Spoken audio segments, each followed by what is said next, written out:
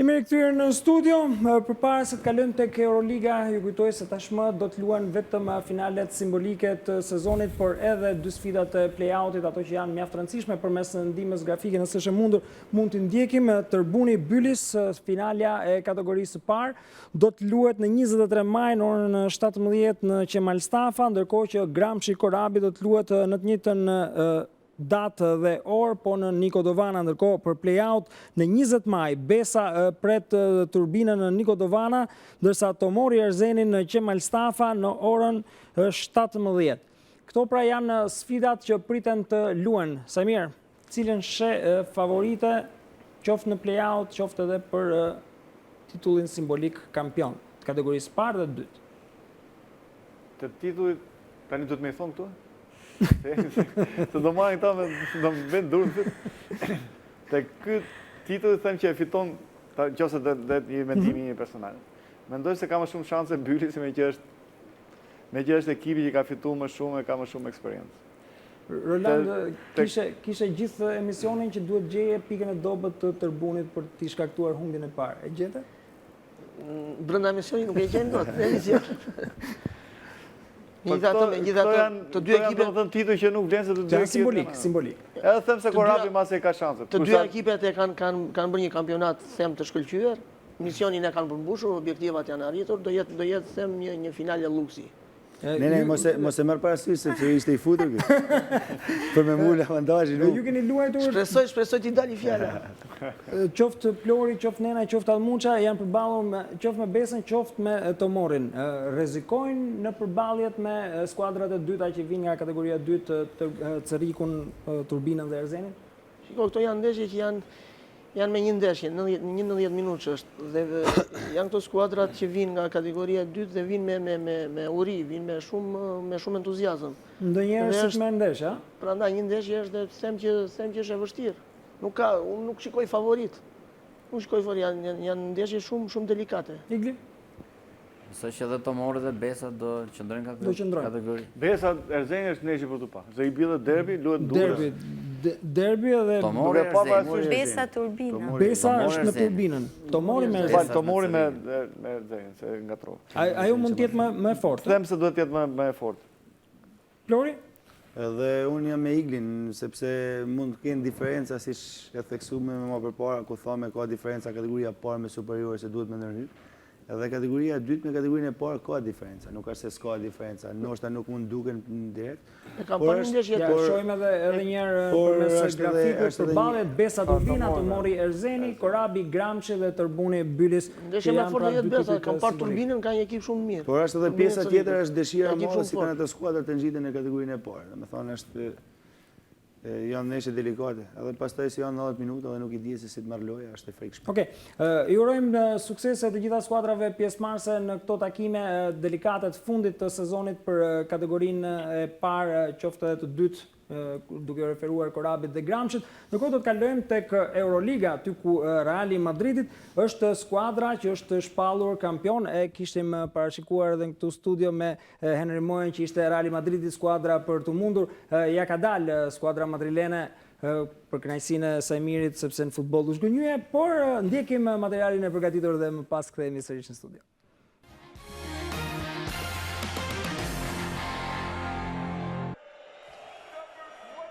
Pasi nuk ja ka dalë dot në futboll, Reali Madridit është ngushëlluar me basketbollin, sepse skuadra e kryeqytetit spanjoll ka triumfuar në finalen e Euroligës ndaj grekëve të Olympiakosit të Pireut, duke u shpallur kështu kampione kontinentit për të 9ën herë.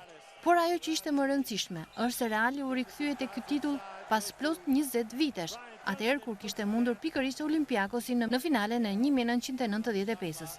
Përsa i përket finales së të dielës, ajo ka nisur me një lojë të ngjeshur në mbrojtje dhe me pak pikë të shënuara në 10 minutëshin e parë, që mbyllet 15-19 në favor të grekëve. 10 minutësh i dytë shikon një ringjallje të vendasve, që e dominojnë plotësisht këtë fraksion loje, duke bërë që ta fitojnë atë me shifrat 29 dhe të shkojnë në pushimin e madh të takimit me epërsi 35-28. Skuadra greke dele motivuar nga dhomat e zhveshjeve, dhe pjesa e tretë nis me dominimin e Olympiakosit që shënon plot 12 pikë pa përgjigje, duke arritur të barazoj përkohësisht shifrat, por vendasit kundër përgjigjen me J.C. Carroll, i cili bën që 10 minutë i tretë të mbyllet në barazim 18-18 dhe Reali Madridi të ruaj kryesimin 53-46. Olympiakos nuk ka më forcë për të reaguar, pasi madrilenët të nxitur dhe nga tifozeria vendase e dominojnë 10 minutin e 4 dhe të fundit, duke i fituar atë me shifrat 25-13 dhe të gjithë takimin me rezultatin e përgjithshëm 78-59. Reali Madridit shpallet kështu kampioni i Evropës për klubet, ndërsa në takimin për vendin e 3 dhe të 4, CSKA e Moskës mundi Fenerbahçen 86-80.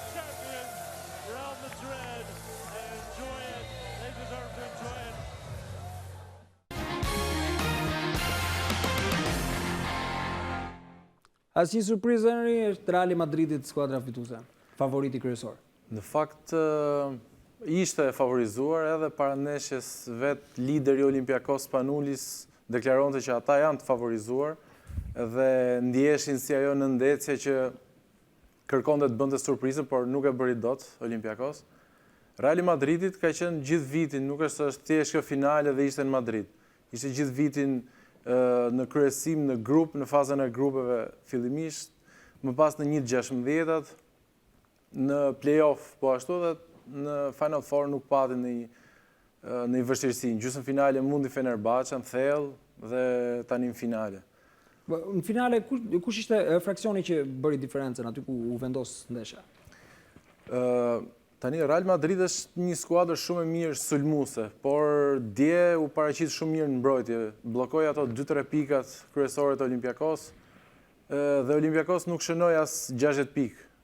Kjo bëri që ata mos dilin lojën e tyre, tentuan një kapërcim periudhën e tretë, po nuk shkoi dot më shumë se kaq. Fakti është që goditjet e lira kishte një përqindje mjaft madhe gabimi. Gjuhëtet e lira ishin 47% realizim të Olympiakos, gjë që i ndëshkoi shumë. Fakti është që Real Madrid ka një skuadër shumë të mirë në tërësi, ka një formacion shumë të mirë, por ka dhe një stol shumë të mirë që duhet për një skuadër që luan në disa kompeticione.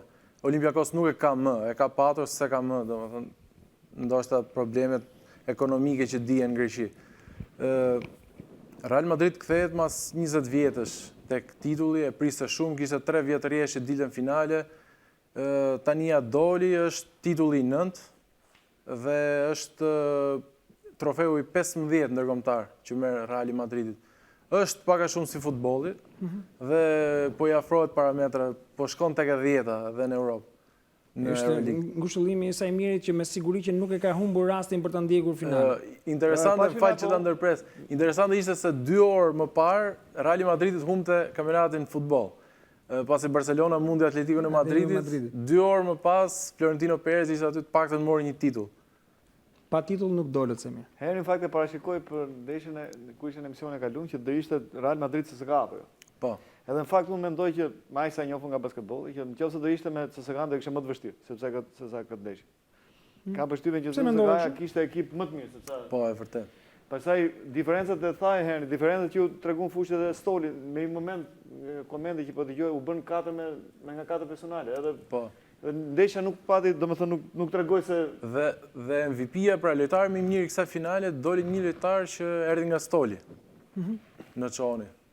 Në fakt, ndoshta prisnin të gjithë nga Rudi Fernandes, po ishte Carroll njeriu që shënoi atëherë kur duhej. Po, shënoi 3 pikësha në periudhë tretë. Ishte momenti kur Olympiakos bëri atë parcialin 12-0, Carroll 3 pikësha e ktheu në lojë Realin e Madridit. Sezonin e ardhshëm ku do të zhvillohet Euroliga? Final Four është në Berlin. Në Berlin ka një arenë gjigande. Është e re, duhet. Është e re, është të tipit NBA me 20.000 shikues dhe rikthehet në fakt në Berlin, por në një arenë të re, Mercedes-Benz Arena. Çfarë impakti pati Euroliga në komunitetin tonë të basketbollit? Ka shumë njerëz që edhe në rrugë, sidomos nga komuniteti i basketbollit, e përgëzojnë TVSH-n për këtë transmetim, pasi kishte vite që kishte një farë errësire në këtë aspekt.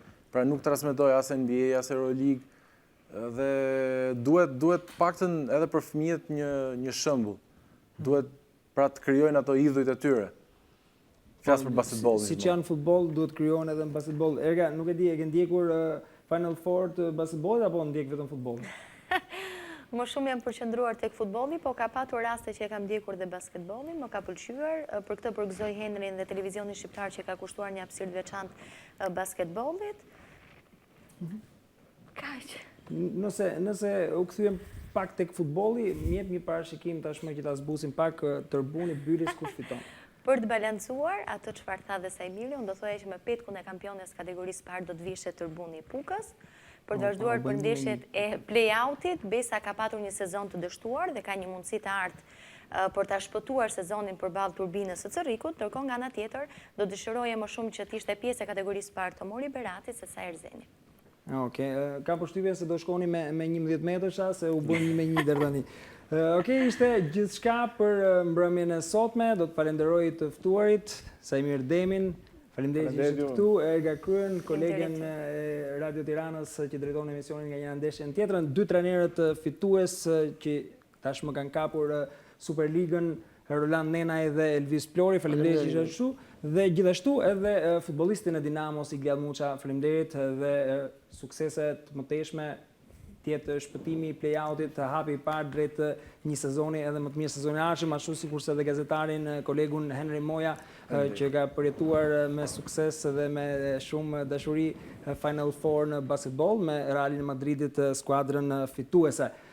Ju kujtoj se përpara se të ndahemi së bashku do të mund të ndiqni një material që i kushtohet Barleti Volej, skuadrës kampione, skuadrës që dominon volejbollin e femrave dhe që ka ndërthurur mjaft mirë qoftë sportin dhe shkollën së bashku. Në fundjavë ekipi ka zhvilluar në Hotel Adriatik një ceremoni përmbyllëse të sezonit, do ta ndiqni menjëherë përpara se të përfundoj sigla e emisionit e ana sportive. Ju kujtoj se transmetimet sportive të televizionit shqiptar do të vijojnë të martën me Përtej futbollit drejtuar nga Jugurta Sako, ndërsa në fundjavë do të keni mundësinë të vazhdoni me zërin e Erga Kryes nga njëra ndeshje në tjetër për ta mbyllur me rubrikën sportive të dielën në mbrëmje me Jugurta Sako, ndërsa bashkë do takohemi si zakonisht hënën.